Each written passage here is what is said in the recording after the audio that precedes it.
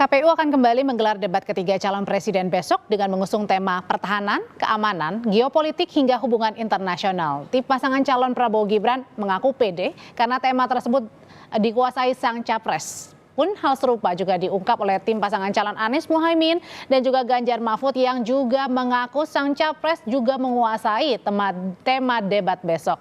Lalu sejauh mana persiapan dan kesiapan dari masing-masing calon presiden memaparkan visi misi di debat besok? Kita ulas sore ini bersama sejumlah narasumber yang sudah bergabung di Kompas Petang. Sudah ada pengamat militer Anton Aliabas yang sudah bergabung bersama saya. Sore Mas Anton. Sore Mbak Audrey. Ada juga juru bicara Timnas Amin Muhammad Farhan. Mas Farhan, selamat sore. Selamat sore, Assalamualaikum. Waalaikumsalam, ada juga juru bicara TKN Prabowo Gibran, Bang Daniel Anzar Simanjuntak. Bang Daniel, sore. Dan juga kita masih menunggu bergabungnya juru bicara TPN Ganjar Mahfud yang akan juga segera bergabung. Ada Mas Ahmad Baidowi yang tentunya sudah mengonfirmasi untuk bergabung ya. Dan tentunya masih kami coba juga hubungi sampai dengan sekarang. Saya mau ke Mas Anton dulu. Mas Anton, untuk tema debat besok ini kan bisa dibilang agak berat ya buat publik ya. Tentang pertahanan, keamanan, geopolitik, hubungan internasional. Tapi sebenarnya apa sih yang diharapkan oleh publik supaya publik ini mengerti tentang tema debat besok yang dipaparkan masing-masing paslon? Betul, Mbak Audrey. Tema ini banyak yang menganggap bahwa ini tema elitis, tema sangat Jakarta. Kenapa? Karena memang ini adalah kewenangan pusat ya, ketika kita bicara tentang pertahanan, keamanan, hubungan luar negeri itu semua pusat gitu. Jadi ini yang tidak didesentralisasi gitu. Itu satu. Kedua, nggak heran kalau kita ngeliat panelisnya semuanya dari Jawa semuanya, dari Pulau Jawa, nggak ada yang dari luar Jawa. Beda dengan itu. Jadi ini setidaknya memberi indikasi juga nih, apakah memang KPU sampai kesulitan nggak ada pakar-pakar di luar Jawa yang mengerti itu. Gitu. Dan ketiga, memang selalu ada perdebatan ya, ada perdebatan dalam konteks akademik itu namanya butter and gun. Gak heran tadi kalau kita lihat bagaimana Caimin mencoba mempertanyakan, kok kita lagi nggak ada perang, tapi kok harus kita ngutang beli alutsista gitu ya. Ini nalar-nalar kayak gini memang bisa tidak hanya di Indonesia, sebenarnya dimanapun juga itu selalu menjadi diskusi mana harus kita dahulukan, kesejahteraan atau pertahanan. Kenapa? Karena apakah misalnya hari ini kita tidak diserang oleh musuh itu artinya kita sudah berhasil membangun kekuatan pertahanan, sehingga itu nanti bisa diklaim oleh Mas Daniel misalnya. Gitu. Jadi ya, tapi di sisi lain anggaran pertahanan itu pasti besar. Kenapa? Karena kita ada ketertinggalan, kita butuh dana yang besar. Karena dana yang besar, maka dana besar itu harus dipertanggungjawabkan. Bagaimana kita mempertanggungjawabkan itu, bagaimana kita mengelola itu secara akuntabel dan lain-lain, ini menjadi penting. Berarti porsi yang besarnya adalah justru soal anggaran yang nampaknya besok akan menjadi bisa saja perdebatan hangat. Karena ngomong tentang anggaran itu ada ngomong tata kelola, ada ngomong transparansi, ada ngomong isu korupsi, ada ngomong tentang bagaimana pemanfaatannya. Jadi mulai dari hulu, mulai bagaimana persiapan perencanaan sampai di titik ini kita evaluasi barang ini. Itu nanti manfaatnya kayak apa? Karena di sisi lain kita juga punya problem. Kita membangun kuantitas, tapi kita lupa bagaimana kualitasnya. Gitu, karena kan kuantitas kita ini untuk terus dikembangkan, ada yang kita beli bekas, ada yang kita beli baru, tapi di sisi lain kesiapannya belum tentu ketika kita beli itu memang sesuai yang diharapkan. Kenapa? Karena kita nanti ada cerita lain ngomong soal perawatan. Nah, oleh karena itu dari beberapa tadi ada soal perawatan, tata kelola anggaran, itu sebenarnya yang mana sih yang akan disasar besok untuk pemaparan visi misi dari 01 dulu pertama, Mas Farhan? Yang mana nih yang besok akan coba digali?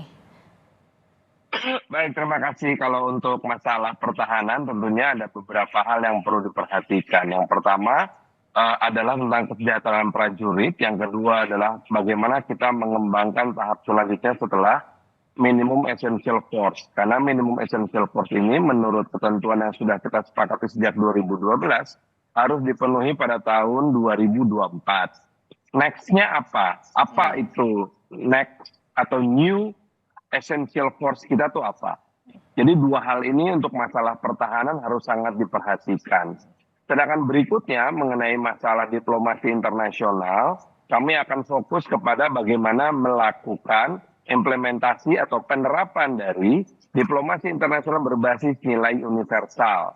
Bagaimana kita tetap akan memiliki posisi yang kritis dan tegas terhadap Palestina, dan tegas terhadap Amerika Serikat tentunya. Tapi pada saat bersamaan kita juga akan melakukan sebuah sikap atau menunjukkan sikap yang sangat tegas terhadap klaim Cina misalnya atas Nine Dash Line yang ada di Laut Cina Selatan, di Laut Natuna Utara. Jadi semuanya itu harus berbasis nilai untuk diplomasi internasional. Sedangkan untuk masalah keamanan khususnya yang sekarang sangat diperhatikan adalah masalah keamanan cyber. Pada akhirnya kita harus bicara tentang peningkatan fungsi atau penguatan kelembagaan seperti BSSN serta peningkatan kualitas. Jadi semuanya itu udah siap dipaparkan besok ya oleh Mas Anies. Ditambah dengan tentu saja peningkatan riset and development. Oke, sekarang saya tanya ke Bang Daniel deh. Ini kan bisa dibilang nih banyak yang bilang katanya temanya besok ini Pak Prabowo banget deh. Kalau gitu ada persiapan khusus atau nggak usah lah karena kan setiap hari-harinya ini udah jadi makanan Pak Prabowo, Bang Daniel? Ya, persiapan tetap ada ya. Pak Prabowo tetap mendengarkan masukan dari stakeholder pertahanan dan juga para pengamat untuk memperkaya perspektif beliau, karena semakin banyak masukan tentu itu memperkaya perspektif gitu. Itu pertama, Mbak Audrey. Kemudian yang kedua, Mbak Audrey, kalau isu pertahanan, kemudian diplomasi luar negeri, kemudian geopolitik dan geostrategis, ini kan udah embedded nih dengan Pak Prabowo. Selain memang sepanjang karir beliau itu memang bekerja di dunia militer dan pertahanan, tentu apa yang akan disampaikan Pak Prabowo bukan hanya terkait dengan konsepsi, teori, tapi juga terkait dengan apa yang sudah dilakukan dan secara detail kemudian sudah dipahami dengan baik oleh Pak Prabowo. Jadi ini Pak Prabowo besok tentu akan berbagi gagasan, berbagi konsepsi, tapi juga berbagi pengalaman dan pengetahuan yang selama ini beliau peroleh dari pengalaman menjadi Menteri Pertahanan dan juga perwira tinggi militer. Oke, jadi sudah makanan sehari-hari tapi juga terima masukan begitu ya dari berbagai pihak untuk debat besok. Kalau dari Capres nomor urut 3 nih Bang Patria, Mas Ganjar, persiapannya apa dan apa fokusnya untuk besok?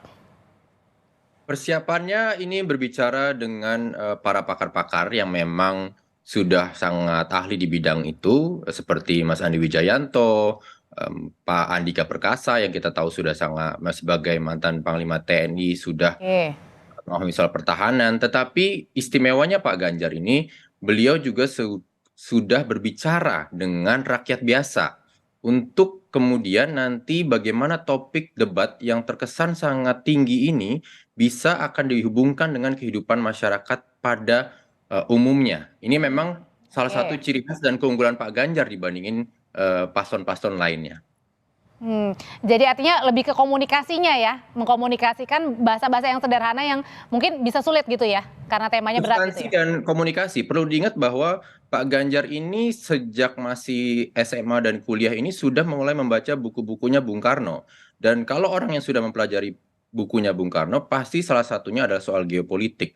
Bagaimana kepentingan nasional itu bisa tumbuh di taman internasionalisme kalau bahasanya Bung Karno. Intinya adalah kalau Indonesia mau unggul tentu dunianya ini harus damai. Oke, saya kembali ke Bang Daniel. Bang Daniel, ini kan Pak Prabowo latar belakangnya militer banget gitu ya. Dan kemudian sekarang juga menjabat sebagai Menhan. Nah, kemungkinan akan diserang terkait dengan kebijakan Pak Prabowo sebagai Menhan sudah dipersiapkan betul? Ya, itu kita sangat mahfum ya, karena Pak Prabowo sudah bekerja, orang yang sudah dan sedang bekerja pasti adalah objek kritik. Jadi kita sangat paham dan tentu ini menjadi kelebihan Pak Prabowo karena beliau sudah melangkah sangat jauh dibandingkan dengan capres-capres yang lain, karena Pak Prabowo ya tidak sekedar bicara tentang konsepsi atau rencana beliau, tapi istilahnya itu a billion step began with one step. Pak Prabowo ini sudah 10 step di depan capres yang lain. Tapi kalau dari Mas Farhan sendiri, dari kalau 01 nih, Mas Anies biasa kira-kira lebih akan memaparkan visi misi atau justru kebanyakan taktik menyerang nih? Karena sebelumnya Caimin aja udah bilang udah menyinggung soal utang belanja alutsista. Dalam sebuah perdebatan tentu melakukan sebuah ofensif hal yang wajar tentunya. Tetapi yang paling penting adalah sebetulnya bagaimana masyarakat itu bisa mengerti betul apa yang akan disampaikan oleh sang capres ini. Tentu saja kalau bicara soal pengalaman, Pak Prabowo kelihatannya unggul. Bicara soal identitas kerakyatan, tentu Pak Ganjar unggul karena berasal dari partai yang katanya partai wong cilik. Tetapi Anies Baswedan ini adalah seorang akademisi. Akademisi itu artinya nggak cuma seorang peneliti, tapi dia juga seorang politisi, seorang pemimpin, dan juga seorang dosen. Nah, jadi bisa Anda bayangkan nanti apa saja narasi-narasi yang akan diangkat oleh Pak Anies Baswedan. Dan perlu diingat, Pak Anies Baswedan ini satu-satunya calon presiden yang berani keliling Indonesia menerima tantangan pertanyaan dari para mahasiswa yang tajam-tajam. Jadi siap-siap aja kita adu tajam besok. Oke, siap-siap ofensif ya. Kalau dari 03 sendiri, Bang Patria sama juga akan menyerang. Ini taktiknya besok, salah satunya Mas Andi juga kemarin sempat soroti ya. Kalau Mas Ganjar ini akan nantinya akan memberikan alutsista ini, alutsista yang baru tanpa utang. Jadi gini, kalau sifatnya serang menyerang, agresif dan segala macam, terus kemudian kita mau bicara dunia yang damai itu jadi kontradiktif ya. Yang pasti kalau Pak Ganjar itu dan Pak Mahfud juga, kalau diperhatikan pada saat debat 1 dan debat 2, lebih fokus bicara ke rakyat yang mau mendengar apa gagasan dari calon presiden dan calon wakil presiden. Kami rasa itu yang paling utama ya, karena memang prinsipnya Pak Ganjar dan Pak Mahfud selalu mengingatkan kepada TPN Ganjar Mahfud, debat itu adalah untuk rakyat. Nah, tentang terkait pertahanan dan berbagai macam, mungkin nanti kalau ada yang menganggap Pak Ganjar nggak ngerti, mungkin saja akan terkejut pada akhirnya nanti. Karena semua persiapan sudah dilakukan dan ini adalah kerja tim. Bukan Superman tapi super tim. Ini yang kemudian kita akan tunjukkan semangat gotong royong dalam mengajikan konsep yang begitu tinggi bisa connect dengan rakyat.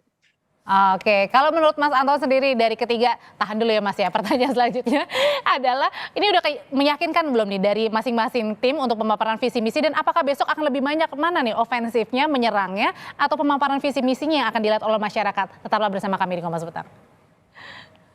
Anda kembali bersama kami di Kompas Petang membahas untuk tema besok ya, pertahanan, keamanan, geopolitik dan juga hubungan internasional. Mas Anton, menurut Mas Anton nih kira-kira kalau bisa dikira-kira nih besok kira-kira akan seperti apa jalannya debat? Lebih banyak menyerangnya, saling menyerang, atau justru ada yang bertahannya, atau semuanya menyerang aja nih? Ya, Mbak Audrey, bahwa kalau tadi temanya ini tadi kalau Bang Daniel, ini hari-harinya Pak Prabowo iya. Jadi memang Pak Prabowo banget iya.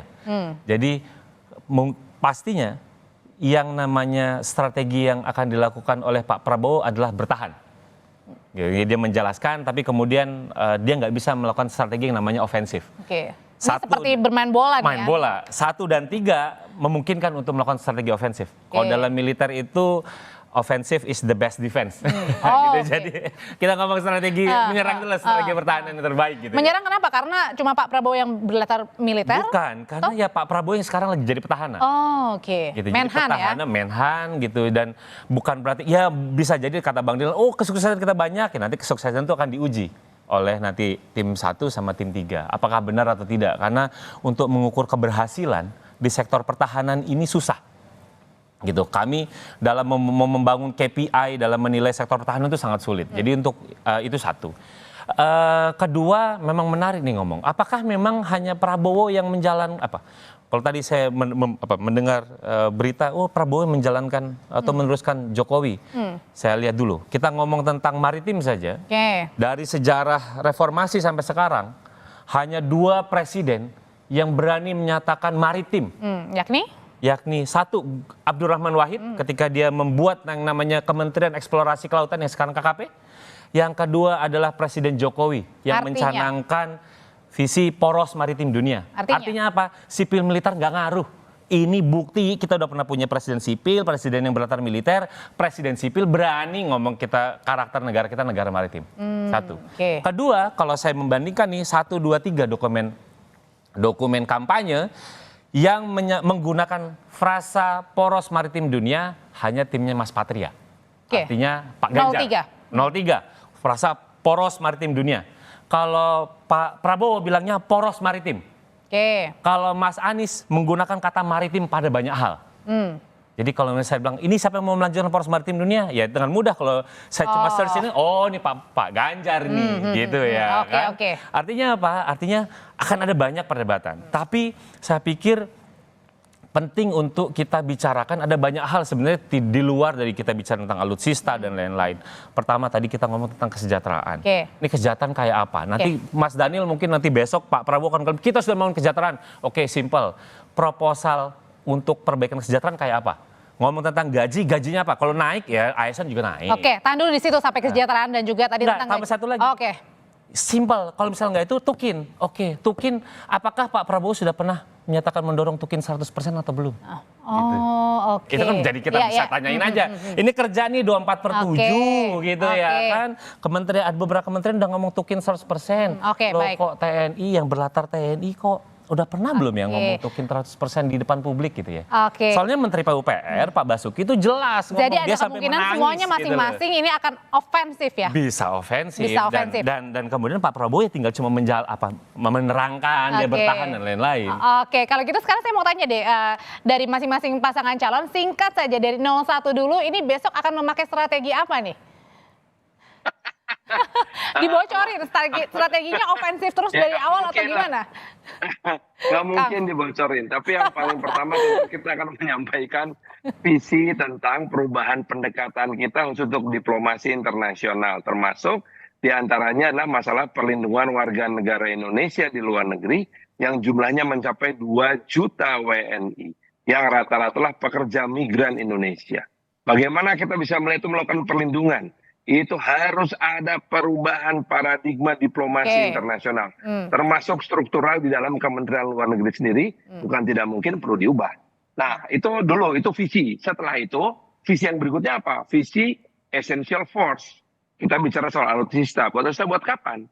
Karena kalau bicara MEF yang ditetapkan sejak 2012, 2024 itu harus sudah terpenuhi. Monggo silahkan nanti Mas Daniel sama Pak Prabowo harus menjelaskan. Sudah tercapai apa belum? Lalu berikutnya, what's next? Yaitu New Essential Force, di mana di dalamnya nanti akan ada visi tentang pertahanan dan keamanan cyber. Itulah kira-kira mungkin sedikit bocoran sih. Oke, kalau dari 02, Bang Daniel, besok apakah juga mungkin salah satunya nanti Pak Prabowo juga akan bertanya gitu ya pada saat di debat pertanyaan begitu ya, akan menggunakan istilah-istilah yang militer banget begitu yang akan ditanyakan kedua paslon nih. Fokusnya apa juga, Bang? Pak Prabowo akan defense aktif, ya, defensif aktif gitu. Sesuai dengan visi pertahanan kita, defensif aktif. Jadi yang jelas itu yang akan dilakukan. Kemudian menyerang ya, tetap ya. Defensif aktif. Oke. Itu aktif berbeda. Jadi Mbak Audrey, yang jelas Pak Prabowo akan tadi seperti pertanyaan Mas Anton tadi, ya jelas Pak Prabowo sejak awal menyebutkan kita berkomitmen mendorong dan melahirkan kebijakan kesejahteraan terhadap prajurit. Jadi kenaikan gaji, Tukin itu sudah ada di visi misi dan program Pak Prabowo. Bukan hanya prajurit, itu juga kepolisian, hakim dan sebagainya. Itu menjadi perhatian Pak Prabowo. Kemudian kedua tentu terkait dengan SDM. Hari ini salah satu yang sangat masif di program Kementerian Pertahanan itu adalah meninggikan SDM prajurit dan perwira. Kita sekarang punya banyak perwira yang ditebar di banyak sekolah militer di dunia. Selain untuk meninggikan kualitas SDM perwira, tapi juga digunakan sebagai alat diplomasi pertahanan. Pun demikian dengan beberapa perwira dari beberapa negara yang ikut bersekolah di akademi militer kita di Indonesia. Kemudian yang ketiga juga yang menjadi tidak kalah penting yang harus saya mention hari ini itu adalah terkait dengan sikap terang kita mendukung Palestina. Jadi Pak Prabowo dan Mas Gibran akan pastikan mendirikan kedutaan besar Indonesia di Palestina. Ini sebagai upaya deklaratif bahwasannya kita ingin berdiri terang melawan penjajahan dan mendukung terus upaya diplomasi perdamaian. Kira-kira begitu, Mbak. Kalau dari 03, Bang Patria, pakai yang mana? Tadi 02 bilangnya defense aktif ya? Kita ngomong 3 hal ya. Pertama, saya ingin sampaikan dulu soal kesejahteraan itu penting, makanya Pak Ganjar dan Pak Mahfud sudah komit bahwa anak TNI dan anak polisi akan bisa bebas biaya untuk kuliah. Karena itu bagian dari kita membuat para tentara dan juga para polisi yang menjaga Indonesia ini bisa bekerja dengan tenang, tidak perlu khawatir kalau nanti anaknya biaya kuliahnya bagaimana. Itu pertama. Yang kedua, Pak Andika Perkasa selama membantu persiapannya Pak Ganjar, beliau sendiri sudah mengatakan bahwa auranya Pak Ganjar ini sebagai Panglima tertinggi Republik Indonesia mulai terlihat.